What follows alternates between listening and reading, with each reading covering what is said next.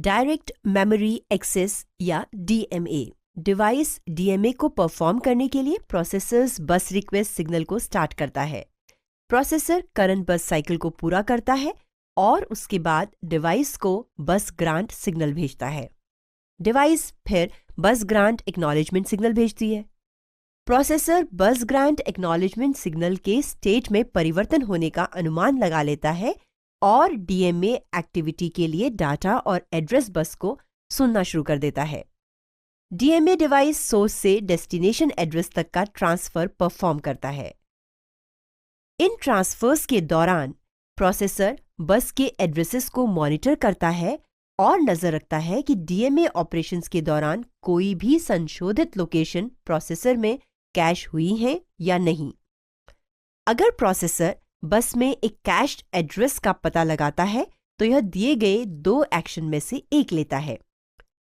Processor DMA write operation में शामिल addresses के लिए इंटरनल कैश एंट्री को अमान्य कर देता है। प्रोसेसर इंटरनल कैश को अपडेट कर देता है जब DMA राइट का पता चलता है। एक बार जब DMA संचालन पूरा हो जाता है तब डिवाइस बस को बस रिलीज सिग्नल देकर रिलीज कर देता है।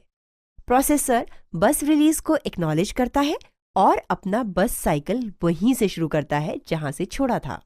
Interrupt handling. यहाँ हम इंटरप्ट हैंडलिंग का एक परिदृश्य में वर्णन करेंगे जहां हार्डवेयर उन डिवाइस को पहचानने का समर्थन नहीं करता जिन्होंने इंटरप्ट को इनिशिएट किया। ऐसे मामलों में संभावित इंटरप्टिंग डिवाइसेस को सॉफ्टवेयर में शामिल किए जाने की जरूरत है। डिवाइस हार्डवायर्ड इंटरप्ट लेवल पर इंटरप्ट सिग्नल भेजता है। प्रोसेसर इंटरप्ट को रजिस्टर करता है और मौजूदा इंस्ट्रक्शन के एग्जीक्यूशन के अंत होने का इंतजार करता है। एक बार जब करंट इंस्ट्रक्शन का एग्जीक्यूशन पूरा हो जाता है, प्रोसेसर स्टैक में करंट रजिस्टर कंटेंट को सेव करके इंटरप्ट को इनिशिएट कर देता है। प्रोसेसर फिर सुपरवाइजर मोड में स्विच कर लेता है और इंटरप्ट एक्नॉलेज साइकिल को शुरू कर देता है। कोई डिवाइस इंटरप्ट एक्नॉलेज साइकिल को रिस्पॉन्ड नहीं करती है तो प्रोसेसर इंटरप्ट लेवल के करस्पॉन्डिंग वेक्टर को फेच करता है। वेक्टर में पाया गया एड्रेस इंटरप्ट सर्विस रूटीन यानी ISR का एड्रेस होता है। ISR सभी डिवाइस का पॉल करता है यह खोजने के लिए कि किस डिवाइस के कारण इंटरप्ट हुआ है। यह डिवाइस के इंटरप्ट स्टेटस रजिस्टर की जांच करके ही पता लगाया जा सकता है कि किसने इंटरप्ट ट्रिगर किया है। एक बार डिवाइस का पता लग जाता है, कंट्रोल उस हैंडलर को सौंप दिया जाता है जो इंटरप्टिंग डिवाइस के लिए स्पेसिफिक होता है। जब डिवाइस स्पेसिफिक ISR रूटीन अपना काम पूरा कर लेता है, ISR return from interrupt instruction execute करता है। रिटर्न फ्रॉम इंटरप्ट इंस्ट्रक्शन के एग्जीक्यूशन के कारण प्रोसेसर स्टेट वापस रिस्टोर हो जाती है।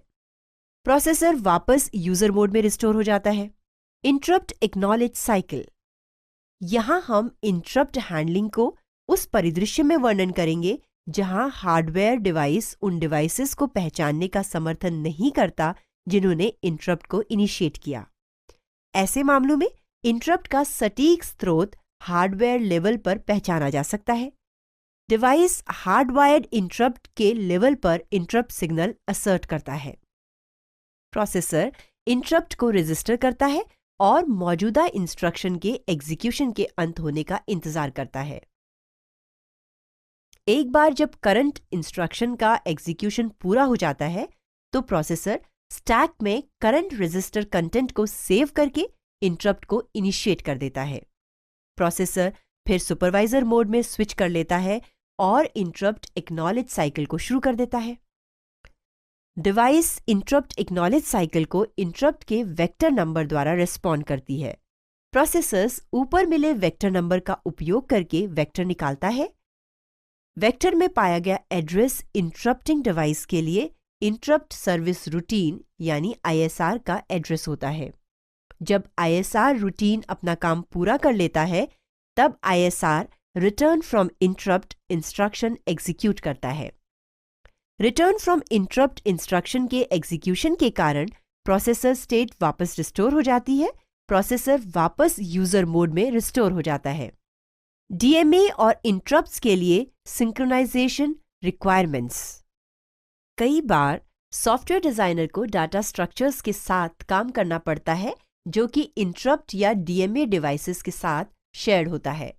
इन शेयर्ड क्रिटिकल क्षेत्रों के लिए एटॉमिक अपडेट्स परफॉर्म करने की आवश्यकता होती है। इंटरप्ट्स के साथ सिंक्रोनाइजेशन।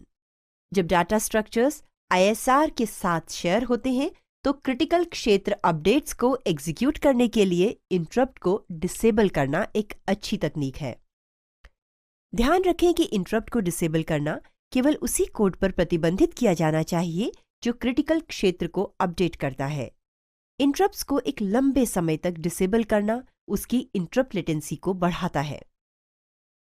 एक अन्य विकल्प है कि इस तथ्य का उपयोग हो कि इंटरप्ट्स इंस्ट्रक्शन सीमाओं पर प्रोसेस हों। एक एकल इंस्ट्रक्शन जो रीड के साथ ही राइट परफॉर्म करता है उसको एटॉमिक ट्रांजैक्शंस को परफॉर्म करने के लिए प्रयोग किया जा सकता है। उदाहरण के लिए, अगर आपका प्रोसेसर डायरेक्ट मेमोरी इंक्रीमेंट का समर्थन करता है तो आप शेयर्ड सेमाफोर को बिना इंटरप्ट डिसेबल किए इंक्रीमेंट कर सकते हैं। डीएमए के साथ सिंक्रोनाइजेशन। डीएमए डिवाइस के साथ डाटा स्ट्रक्चर्स शेयर करना ट्रिकी है। प्रोसेसर बस साइकिल सीमा पर एक डीएमए ऑपरेशन इनिशिएट कर सकता है। इसका मतलब यह है कि एक नए डीएमए ऑपरेशन इंस्ट्रक्शन एग्जीक्यूशन के मध्य में शुरू किए जा सकते हैं। ध्यान रखें कि एक इंस्ट्रक्शन एग्जीक्यूशन में कई बस साइकिल शामिल हैं। क्रिटिकल क्षेत्र अपडेट्स परफॉर्म करने के लिए सबसे अच्छी मैकेनिज्म रीड मॉडिफाई राइट बस साइकिल का उपयोग करना है। इस इंस्ट्रक्शन के साथ क्रिटिकल क्षेत्रों के लिए एटॉमिक अपडेट बनाया जा सकता है, जैसे रीड और राइट एक विशेष बस साइकिल में एक साथ चिपकाए गए हैं। एक अन्य विकल्प यह है कि डीएमए ऑपरेशन को डिसेबल कर दिया जाए। इन तकनीकों के प्रयोग के दौरान अत्यधिक सावधानी ली जानी चाहिए। कुछ प्रोसेसर लॉक्ड बस साइकिल्स का उपयोग करके डीएमए ऑपरेशंस को डिसेबल करने में भी समर्थन करते हैं। प्रोसेसर लॉक्ड इंस्ट्रक्शंस एग्जीक्यूट करके एक्सटर्नल बस ग्रांट्स को डिसेबल कर सकते हैं। जब क्रिटिकल क्षेत्र अपडेट पूरा हो चुका हो, अनलॉक इंस्ट्रक्शन बस ग्रांट्स को अनुमति देने के लिए प्रयोग किया जाता है। डीएमए को रोकने के लिए एक और मैकेनिज्म है कि उन डिवाइस को अस्थायी रूप से डिसेबल कर दिया जाए जो डीएमए परफॉर्म करेंगी। उदाहरण के लिए, यदि डीएमए ऑपरेशंस एक ईथरनेट कंट्रोलर द्वारा परफॉर्म किया जा रहा है तो ईथरनेट कंट्रोलर को डिसेबल करने से कोई डीएमए ऑपरेशन यकीनन नहीं शुरू किया जाएगा जब एक क्रिटिकल क्षेत्र अपडेट किया जा रहा होगा।